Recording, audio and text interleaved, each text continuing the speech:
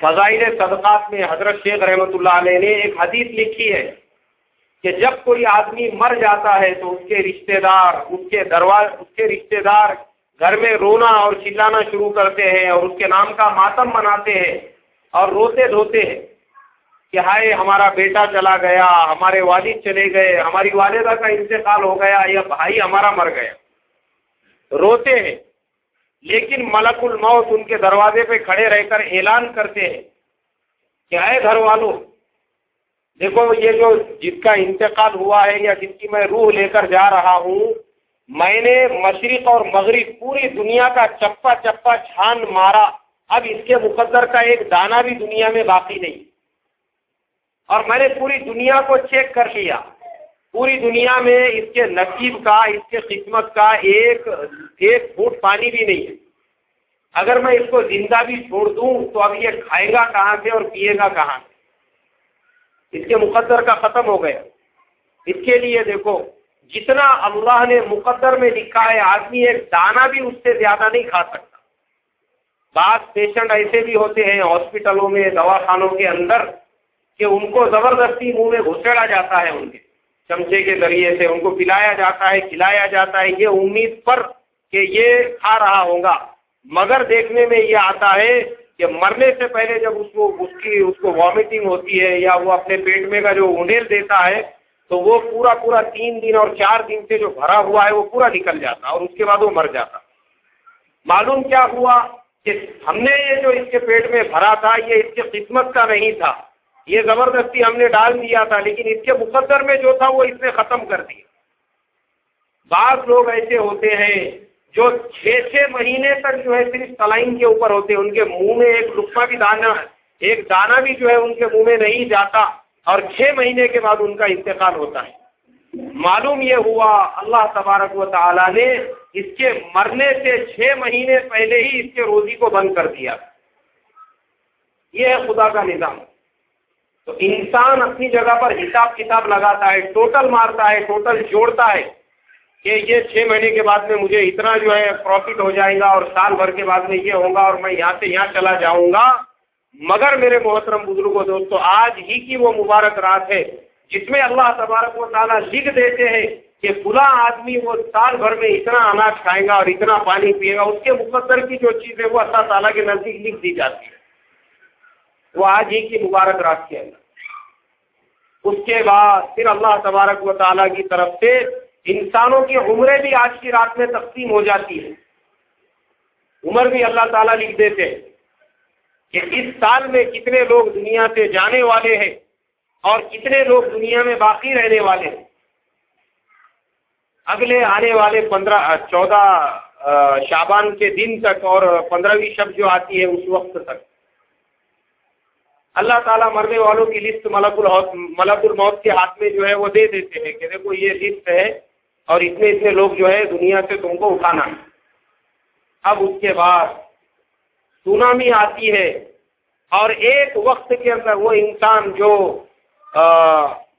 جو انسان سمندر کے کنارے وہ ٹہلتا ہوا ہوتا ہے اور وہ بیچارہ جو ہے وہ خوش ہوتا ہے کہ چلو میں ابھی یہاں پہ جو ہے اپنے ذہن کا بوجھ ہلکا کرنے کے لیے آیا ہوں، مگر چند لمحوں میں ہی جو سمندر سے پانی کی لٹیں آتی ہے پھر وہ موت بن کے اس کو سمندر میں لے کے چلی جاتی ہے۔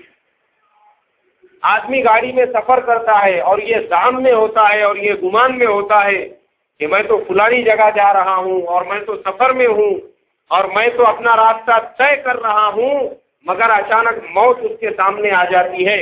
اس لیے کہ اللہ تبارک و تعالیٰ نے موت کے تعلق سے کچھ چیزیں اٹل کر دی ہے جس کے بارے میں قرآن پاک میں اللہ تبارک و تعالیٰ نے خود فرما دیا ہے کہ ان اللہ عنده علم الساعة وينزل الغيث ويعلم ما في الارحام وما تدري نفس ماذا تكسب غدا وما تدري نفس بأي ارض تموت۔ کس آدمی کو کس جگہ پر کس زمین پر موت آئے گی وہ اسی جگہ پر مرے گا۔ اس لیے ہم دیکھتے ہیں کہ بعض لوگ وہ دلی جاتے ہیں تجارت کے سلسلے میں اور وہاں ان کا انتقال ہو جاتا ہے۔ ارے وہاں اس کا انتقال اس لیے ہوا اس لیے کہ اللہ تبارک و تعالیٰ نے اس کے مقدر میں وہاں کی موت لکھی تھی، وہاں کی جو ہے زمین اس کے لیے لکھی تھی۔ کئی مثالیں، کئی واقعات ہمارے آپ کے سامنے ہیں کہ انسان اپنے گھر پر اپنی بستی میں خوش و خرم ہوتا ہے، لیکن وہ کسی جگہ پر جب سفر کر کے چلا جاتا ہے اس زمین کے اوپر اس کو موت آتی ہے اور وہیں پہ اس کی قبر بن جاتی ہے۔ ہمارے ایک دوست، ان کے والد صاحب کی طبیعت جو ہے تھوڑی سی خراب تھی، بہت دنوں سے علاج کر رہے تھے، ان کو کسی نے مشورہ دیا کہ بولے ان کو مدراس لے کر جاؤ۔ اب وہ مدراس کے لیے روانہ ہوئے، مدراس میں ریلوے اسٹیشن پہ اترے، اور اترنے کے بعد ان کے والد صاحب نے کہا کہ یہاں قریب میں کوئی مسجد ہوگی، پہلے مسجد میں جا کے نماز پڑھ لیں گے، تھوڑا سا ضروریات سے فارغ ہوں گے، اس کے بعد پھر ہم دوا خانے میں چلیں گے۔ بولے ٹھیک ہے۔ مسجد میں گئے، ضروریات سے فارغ ہوئے، اور فارغ ہونے کے بعد نماز وغیرہ پڑھ کے ان کے والد صاحب نے دیکھا کہ بیٹا ابھی نوافل پڑھ رہا ہے، جب تک میں مسجد میں تھوڑی سی پیٹ لگا لیتا ہوں۔ اب وہ بیچارے جو لیٹے تو ہمیشہ ہمیشہ کے لیے لیٹے، ان کو گاؤں میں موت نہیں آئی، حالانکہ وہ آدمی زندگی میں کبھی انہوں نے جو ہے اپنے علاقے سے باہر کہیں قدم نہیں رکھا تھا، وہ پہلی مرتبہ جو ہے مدراس گئے، اور جب وہاں پر پہنچے اور مسجد میں نماز پڑھ کے تھوڑا سا لیٹے، بس لیٹ کے، یعنی ان کو وہاں پہنچ کے ابھی گھنٹہ بھی مکمل نہیں ہوا تھا، ان کا انتقال ہو گیا۔ اور پھر وہاں کے جو لوگ تھے انہوں نے یہاں گاؤں میں فون کیا تو سب لوگوں نے کہا کہ نہیں، جہاں انتقال ہو گیا اب ان کو دفن کر دو۔ ان کے رشتہ داروں نے جب کہا، پھر وہاں کے مسجد وار جماعت کے ساتھی جمع ہوئے اور انہوں نے مشورہ کیا اور ان کی تجہیز و تکفین وہی ہوئی، کہاں کے رہنے والے، کتنے دور انتقال ہوا، اور وہی خبر بنی۔ معلوم یہ ہوا اللہ تبارک و تعالی نے ان کے مقدر میں وہاں کی زمین لکھ دی تھی کہ ان کا انتقال یہاں پہ ہونا ہے۔ ابھی 6 مہینے پہلے ایک جماعت چل رہی تھی وادی کے اندر، اب وہ جماعت بمبئی کی جماعت تھی، وہ وہاں پہ کام کر رہی تھی، مشورے میں طے ہوا کہ جماعت کی نصرت کے لیے کچھ ساتھی جائیں گے۔ اب وہ جماعت کی نصرت کے لیے 4-5 ساتھی طے ہوئے، وہ ساتھی فلائٹ سے وہاں پر پہنچے۔ صبح ان لوگوں نے فجر کی نماز پڑھی بمبئی میں، نماز پڑھنے کے بعد میں جو ہے ضروریات وغیرہ سے فارغ ہو کے جو بھی ان کا وقت ہوگا ایئرپورٹ پر پہنچے، اور پھر سوار ہوئے اور پلین میں سوار ہونے کے بعد میں وہاں پر پہنچ گئے۔ وہاں پہنچنے کے بعد ایئرپورٹ پر اترے، اور اترنے کے بعد انہوں نے جو ہے یہاں پہ جو جماعت چل رہی تھی جس کی نصرت کے لیے جا رہے تھے، وہاں کے مقامی ساتھی کو اطلاع دے دیے تھے، تو وہ ساتھی گاڑی لے کر وہاں پہنچ گئے تھے ان کو لینے کے لیے۔ اب وہ گاڑی میں بیٹھے، اور بیٹھنے کے بعد وہ جماعت اس مسجد کی طرف روانہ ہو گئی جہاں پہ جماعت تھی۔ اب ایک ساتھی اس کے اندر، وہ بیچارے جو ہے ایسا ہاتھ پہ ہاتھ رکھ کے اور تھوڑا سا ٹیک لگا کے ایسا بیٹھے ہوئے تھے، ان کو نیند آ گئی۔ جب اس جگہ پہ یہ گاڑی پہنچی اور سارے ساتھی جب اترنے لگے تو وہ بیچارے جو بیٹھے ہوئے تھے وہ ہمیشہ کے لیے ویسے ہی بیٹھ گئے۔ فجر کی نماز اپنے گھر پر پڑھی، مسجد میں پڑھی اپنے بستی میں، اور ناشتہ اپنے گھر پر کیا صبح میں، لیکن ظہر سے پہلے پہلے ان کا انتقال ہوا، مگر اس زمین پر جو ان کے گاؤں سے، ان کے بستی سے کم 1000 کلومیٹر دوری کے فاصلے پر۔ معلوم یہ ہوا کہ اللہ نے وہاں کی موت لکھی تھی، ابھی وہاں اتر کے آپ کو 15 منٹ بھی نہیں ہوئے اور آدھا گھنٹہ بھی نہیں ہوا، اس سے پہلے موت آ گئی۔ اب فون کر کے معلوم بھائیوں سے اور رشتہ داروں سے مشورہ کیا، سب نے کہا کہ بھائی اللہ کے راستے کی موت آئی ہے، اس سے اچھی موت کس کو نصیب ہوں گی، ان کی خبر وہیں پہ بنا دو۔ اب وہ ساتھی کی جو ہے وہیں پہ خبر بنا دی گئی، اور عصر کی نماز میں ان کا نماز جنازہ پڑھا دیا گیا ہوا۔ یعنی وہ آدمی کو دن بھی نہیں گزرا، 12 گھنٹے بھی نہیں ہوئے۔ تو آج کی یہ مبارک رات ہے جس میں اللہ تبارک و تعالی انسانوں کی زندگیوں کے بارے میں فیصلے فرماتے ہیں، اور موت کے بارے میں جو مرنے والوں کی لسٹ ہوتی ہے، فہرست ہوتی ہے، وہ آج ملک الموت کے ہاتھ میں تھما دی جاتی ہے۔ اب آدمی خوش ہو رہا ہے، شادی کرنے میں مشغول ہے، اور رشتہ دیکھنے میں مشغول ہے، اور بلڈنگ باندھنے میں مشغول ہے، اور پلاننگ پہ پلاننگ ہو رہی ہے کہ بھائی بولے ابھی تو دیکھو ابھی اپنے 2 پلاٹ اور ہیں، بولے ادھر ابھی یہاں کا باندھ کام ہونے دو، انشاءاللہ اگلے سال رمضان کے بعد اب ادھر کا کام شروع کرنے کا ہے۔ بولے وہ رمضان دیکھنے سے پہلے ہی بیچارہ قبرستان میں پہنچ جاتا۔ خواہشات دنیا کی، آدمی اگلے 50 سال کی پلاننگ کرتا، 10 سال کے بعد کی سوچتا، مگر اللہ تبارک و تعالی آج کی رات میں اس کی زندگی کا فیصلہ فرما دیتے ہیں کہ ابھی اگلا سال نہیں دیکھیں گے۔ خدا کا نظام ہے، خدا کا نظام ہے، موت کب کس کو کیسی آئے گی کوئی بتا نہیں سکتا۔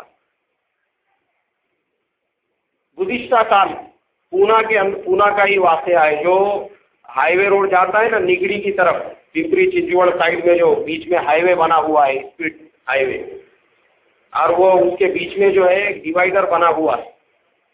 اب وہ کچھ لوگ جو ہے مرسیڈیز گاڑی کے اندر بیچارے بڑے بلڈر تھے، وہ کروڑوں پتی لوگ تھے، ان کا بہت بڑا نام ہے۔ اب وہ جو ہے اس کے اندر جا رہے تھے 4 لوگ، وہ جس سائڈ سے جاتے ہیں وہ سائڈ سے وہ لوگ جا رہے تھے، لیکن اللہ تبارک و تعالیٰ نے جب موت لکھ دی تو پھر ایسی موت آتی ہے انسان کو کہ آدمی پریشان ہو جاتا ہے کہ موت کیسے آئے گی۔ اب وہ یہ سائڈ میں جو جانے والی سائڈ اور آنے والے سائڈ سے پانی کا ایک ٹینکر آ رہا تھا، وہ بیچارہ ڈرائیور تھا، اس کو کیا ہوا پتا نہیں، وہ ڈیوائیڈر توڑ کے ادھر کے سائڈ میں آ گیا اور وہ پوری گاڑی اس کے نیچے گھس گئی۔ تو پوری گاڑی چلی گئی، اور ایسا سننے میں ملتا تھا، پہلے پڑھے تھے کتاب میں کہ بولے جو لوگ مرسیڈیز میں سفر کرتے اس میں ایکسیڈنٹ ہونے کے بعد کچھ نہیں ہوتا، مگر ان کے جسم کے ٹکڑے بھی نہیں ملے۔ وہ جو 4 لوگ، ایک آدمی بھی ان میں سے زندہ نہیں بچا۔ کون لوگ جن کے ایسے ایسے کنسٹرکشن چالو ہے، ابھی اس کو مکمل ہونے کو 5-5 سال لگیں گے، مگر اللہ تبارک و تعالیٰ نے موت اور زمین لکھ دی۔ اس کے بعد خدا کے پاس میں پھر کچھ نہیں چلتا، یہ پیسے والا ہے، یہ عہدے والا ہے، یہ ڈگری والا ہے اور یہ حکومت والا ہے۔ موت جب آتی ہے تو وہ ہر ایک کو برابر لے کر چلی جاتی ہے، اس کے لیے فقیر برابر، اس کے لیے امیر برابر، اس کے لیے مانگنے والا بھی ویسا ہی ہے، اور بادشاہ بھی سب اس کے لیے جو ہے نا ایک صف میں ہے۔ وہاں پہ کوئی بڑا چھوٹا نہیں دیکھا جاتا۔ اسی لیے حضرت شیخ رحمت اللہ علیہ نے موت کے بارے میں ایک واقعہ لکھا ہے کہ ایک بادشاہ، کیونکہ آج جو ہے ہر انسان غفلت میں پڑا ہوا ہے، اس کے ذہن میں نہیں ہے موت بولے تو انسان آدمی کو پسینہ آ جاتا ہے، بولے میرے کو سب بولنا بولے لیکن موت کے بارے میں نہیں بولنا۔ مولانا اشرف علی صاحب تھانوی رحمۃ اللہ علیہ نے ایک واقعہ لکھا، ایک بیچاری بڑی بوڑھی عورت تھی جن کی عمر کم سے کم 80 سال ہوں گی، اور ان کی پوتری تھی۔ اب دونوں دادی میں اور پوتری میں کچھ تو میں ہو گئی، تو وہ پوتری نے غصے میں آ کے بولے بھٹی جاتی بھی نہیں دنیا سے جلدی، ایسا اس نے بول دیا۔ اس نے ایسا بولنے کے بعد اب وہ بڑے جی کو اتنا برا لگا، انہوں نے رونا دھونا اور چلانا شروع کر دیے۔ ان کا بیٹا آیا، بولے اماں کیا ہوا؟ بولے تیری بیٹی کو سمجھا، وہ مجھے کہہ رہی ہے کہ میرا ایسا ایسا ہو جائے۔ بولے ایسا ایسا کیا؟ نہیں، بولے وہ بول نہیں سکتی، بولے اس نے بولی بولے تیرا ایسا ایسا ہو جائے۔ یعنی موت کا لفظ نکالنے کے بھی لیے آدمی زبان سے تیار نہیں، اس کو ڈر لگ رہا ہے کہ کہاں میں بولوں کہ اس نے بولی مر جائے تو بھائی ابھی مر جاتی، کیا مر۔ موت بولنے کو بھی ڈر لگتا آدمی، اور موت کا تذکرہ کرنے سے بھی جو ہے آدمی گھبراتا۔ ارے بولے موت کی زیادہ بات کریں گے تو کیا معلوم اپن جاتے کیا رہتے کیا معلوم۔ اس کے لیے آدمی کیا کرتا، دنیا کے بارے میں بڑے بڑے پلان اور بڑے بڑے پروگرام بناتا، لیکن موت کے بارے میں اس کو جو ہے اس کے وہم و گمان میں بھی نہیں رہتا کہ یہ انسان جو آج دوسروں کو کاندھا دے رہا ہے اس کو لوگ کل کاندھا دیں گے، اور یہ دوسروں کو غسل دے رہا ہے لوگ اس کو بھی اسی طریقے سے غسل دیں گے، اور یہ آج اپنے بھائی کو رشتہ دار کو قبر میں اتار رہا ہے لوگ اس کو بھی اسی طریقے سے قبر میں اتاریں گے۔ یہی حال میرا اور آپ کا ہے، ہم لوگوں کی میت میں جاتے ہیں، جنازوں میں شرکت کرتے ہیں، مگر لوگ بھی ہمارے اور آپ کے جنازے میں ایسے ہی شرکت کریں گے۔ تو حضرت شیخ رحمت اللہ علیہ نے وہ واقعہ بہت اچھا لکھا فضائل صدقات کے اندر کہ ایک بادشاہ، ان کا ارادہ ہوا اپنی رعایا کو دیکھنے کا کہ بھائی میرا حکومت کا نظام کیسا چل رہا ہے، ذرا تھوڑا سا ایک راؤنڈ مار کے آئیں گے بولے۔ تو انہوں نے وزیر کو حکم دیا کہ ہمارے لیے گھوڑا لایا جائے۔ اب ان کے لیے جو ہے پہلے تو لباس کے بارے میں ہے کہ انہوں نے کہا ہمارے لیے پہلے لباس پیش کیا جائے۔ اب وزیر صاحب نے ایک جوڑا لا کر بتائے، نہیں یہ پسند نہیں آتا، ریجیکٹ کر دیا آپ نے۔ جیسے ہمارے کو بھی ذرا استری تھوڑی سی ٹیڑھی رہی تو آدمی بچے کے اوپر غصہ ہوتا، کس کے پاس سے لایا بولے تیرے کو عقل ہے، میں نے بولا تھا نا اس کے پاس سے نہیں لانا، اس کو جمتا نہیں برابر، دیکھا نہیں تو نے اس میں جھلیا ہے بولے برابر استری نہیں ہے۔ یعنی آدمی بغیر استری کے کپڑے بھی گوارا نہیں کرتا. ایسے ہی وہ بادشاہ سلامت کا حال ہے، یہ لباس یہ پہن کے نکلوں گا، بولے رہے دوسرا لاؤ، تیسرا لاؤ، چوتھا، یہاں تک کہ وزیر نے بولا پوری دکان لا کے رکھ دیا اس کے سامنے، دیکھو بولے اس میں سے کون سا ہونا. پھر ایک لباس بادشاہ سلامت کو پسند آیا، وہ نکالا گیا. اس کے بعد میں اب باہر گئے سواری دیکھنے کے لیے، یہ گھوڑا وہ، پھر وہ کئی گھوڑے دیکھے، پورے گھوڑوں میں سے ایک گھوڑا پسند آیا، وہ نکالا گیا.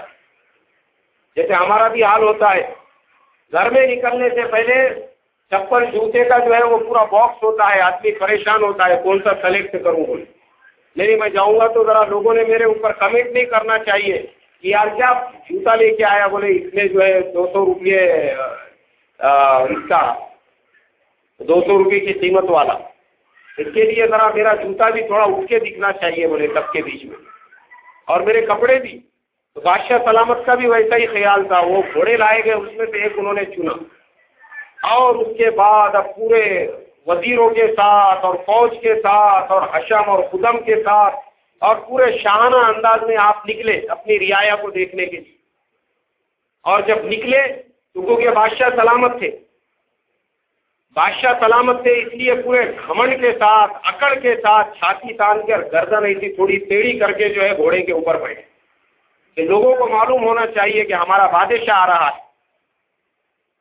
کیونکہ مال کی گرمی یہ بہت خطرناک ہوتی. ہمارے مولانا یونس صاحب رحمۃ اللہ علیہ اکثر یہ بات فرمایا کرتے تھے کہ بولے جب آدمی کے جیب میں پیسے رہتے تو اس کے چلنے کا اسٹائل بھی چینج ہو جاتا، پھر سنتا نہیں ہو کس کی، پھر گنتا نہیں کس کو ہو.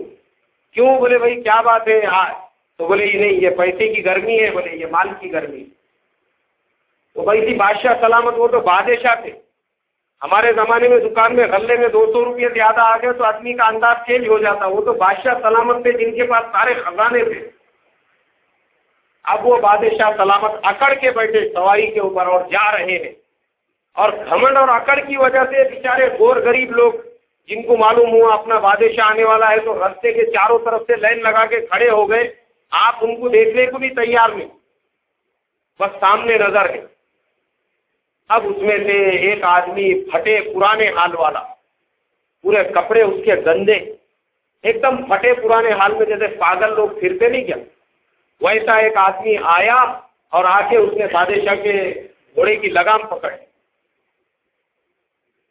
اب بادشاہ سلامت جو ہے وہ سوچنے لگے کہ یہ پھٹے پرانے حال والا جو آدمی ہے اس نے میرے گھوڑے کی لگام، اب اس کو سب لوگ ہٹانے کی کوشش کر رہے، لیکن اس نے بولا نہیں، مجھے ایک پرائیویٹ بات بولنا ہے. بولے بادشاہ سلامت کے کان میں. ارے بولے تیرا دماغ خراب ہو گیا، اپنی حیثیت دیکھ، بادشاہ سلامت کو دیکھ. نہیں بولے میں جب تک گھوڑے کی لگام چھوڑوں گا نہیں. بولے بادشاہ سلامت نے بولے بھائی تیرا جو بھی پرابلم ہوگا تو محل میں آ، وہاں آ کے میرے سے بات کر، تو اس کے لیے کچھ نہ کچھ حل کر دیں گے. نہیں مجھے یہی بولنے کا ہے. بولے ارے محل میں آ کر بول. نہیں بولے یہی بولنا ہے. بولے مجھے وہ بھی کان میں بولنے کا ہے، پرائیویٹ ہے نا بولے اس کے لیے. اب بادشاہ وہ گھمنڈ کی وجہ سے، کیونکہ اس کو رسپیکٹ دینا اس کے لیے شان کے خلاف تھا، لیکن پھر بھی بادشاہ نے بولا نہیں ابھی کیا کریں گے، بیچارہ پیچھے پڑ گیا. تو بادشاہ نے بولا ٹھیک ہے بولو. بولے کیا بات ہے؟ اس نے بولا میں ملک الموت ہوں بولے، اور آپ کی روح لے جانے کے لیے آئے ہو. اب تو کیا تھا، بادشاہ سلامت نے جیسے ہی سنے ان کے تو ہوش اڑ گئے، سارا گھمنڈ، ساری اکڑ، سارا سب کچھ ختم ہو گیا. بادشاہ سلامت نے بولے بھائی میں ریکویسٹ کرتا ہوں، درخواست کرتا ہوں اللہ کے واسطے صرف آدھا گھنٹہ میں، تاکہ ریٹرن گھر پہ جا کے بیٹوں کو جمع کر کے ہر ایک کو جو ہے برابر اپنی وراثت تقسیم کروں، اور جس کو ولی عہد طے کرنا ہے اس کو میں ذمہ داری دے دوں. آدھا گھنٹہ تو بہت بڑی بات کر رہا. بولے تو تیرے کو تو آدھا منٹ بھی نہیں ملنے والا ہے. سوچو اس کا گھمنڈ، اس کا اکڑ، اس کے گھوڑے اور سواریاں، جب ملک الموت نے جھٹکا مار دیے اور روح لے لیے اس کے جسم سے، تو شیخ نے لکھا گھوڑے پر سے وہ ایسا زمین کے اوپر گرا جیسے کہ ایک لکڑی جو ہے زمین پر گرتی. ہو گیا، ختم ہو گیا. بہت آپ کو جو ہے اکڑ کی اپنے حکومت پر، اپنے مال پر، اپنی دولت پر، لیکن شب برات کے اندر لکھ دیا گیا تھا کہ تم اگلا سال نہیں دیکھنے والے، ورنہ پلاننگ تو بہت آگے آگے کی بناتا ہے. اور اس کے بعد وہی ملک الموت ایک دیندار آدمی کے پاس گئے، اللہ والے کے پاس گئے، بیچارہ غریب آدمی، فقیر آدمی، لیکن اس کا تعلق اللہ کی ذات سے تھا، نہ اس کی زندگی میں اکڑ تھی، نہ اس کی زندگی میں گھمنڈ تھا، نہ وہ خود کو بڑا سمجھتا تھا، سیدھا سادہ ایک دم متواضع اور منتصر المزاج آدمی۔ ملک الموت اس کے پاس پہنچے اور کہا میں ملک الموت ہوں، تیری روح لے جانا چاہتا ہوں۔ بولے لبیک، میں حاضر ہوں۔ ارے تمہارا تو انتظار کر رہا ہوں، بولے میں تمہارے لیے ہی تو میں انتظار میں بیٹھا ہوں، کبھی بھی میری روح لے کے چلے جاؤ۔ نہیں بولے میں تجھے تھوڑا موقع دوں گا، کچھ اپنے کام نمٹانا ہے۔ ارے کچھ نہیں نمٹانا ہے، بولے یہ سب دنیا کا جو ہے فضول کا جنجال ہے، بولے اس سے مجھے نجات مل جائیں گی، اس سے بڑھ کے میرا اور کیا کام ہوگا۔ بس اتنی درخواست ہے کہ میں وضو کرتا ہوں اور نماز کی نیت باندھوں گا، جب میں سجدے میں جاؤں تو میری روح نکال لینا۔ تو بیچارے نے وضو کیا، نماز کی نیت باندھی، اور جیسے ہی سجدے میں گیا ملک الموت نے اس کی روح لے کے چلے گئے۔ اللہ کے نبی صلی اللہ علیہ وسلم نے فرمایا جو آدمی جس حال میں زندگی گزارے گا وہ اسی حال میں مرے گا، اور جس حال میں مرے گا قیامت کے دن اسی حال میں اٹھایا جائے گا۔ کوئی بستر سے اٹھے گا تو کوئی میدان سے اٹھے گا، اور یہ اللہ کا بندہ سجدے کی حالت میں قیامت کے دن بھی اٹھایا جائے گا۔ اس سے بڑھ کے بہترین موت کیا ہو سکتی ہے؟ اس کے لیے بزرگوں بھروسہ نہیں ہے۔ ہم میں سے جو ہے کون اگلی شب برات دیکھے نہیں دیکھے، اس کے لیے اللہ تبارک و تعالیٰ سے ایمان کی موت مانگنا چاہیے۔ کون سی موت مانگنا چاہیے بھائی؟ ایمان کی موت۔ کیا اللہ چاہے خاتمہ کیسا بھی ہو، لیکن تو ایمان پر خاتمہ فرما اور موت کے سختی سے ہماری حفاظت فرما۔ موت کی سختی کا ہم نہیں اندازہ لگا سکتے۔ حضرت شیخ نے لکھا ہے موسیٰ علیہ السلام نے ملک الموت سے پوچھا کہ جب تم انسان کی روح نکالتے ہو تو اس کو کیسا درد ہوتا ہے، کیسی تکلیف ہوتی ہے؟ تو ملک الموت نے کہا کہ موسیٰ جیسے زندہ بکرے کو جلایا جائے اس کو کتنی تکلیف ہوتی ہوں گی، ایسی روح نکلتے وقت آدمی کو تکلیف ہوتی، ایسا درد ہوتا ہے۔ اور ایک روایت میں ہے بولے جیسے ریشم کا کوئی کپڑا کانٹوں پر پھینک دیا جائے اور اس کپڑے کو جب زور سے کھینچے تو اس کے تار کیسے ایک دوسرے سے الگ الگ ہو جائیں گے، ایسا ہی درد اور تکلیف مرنے والا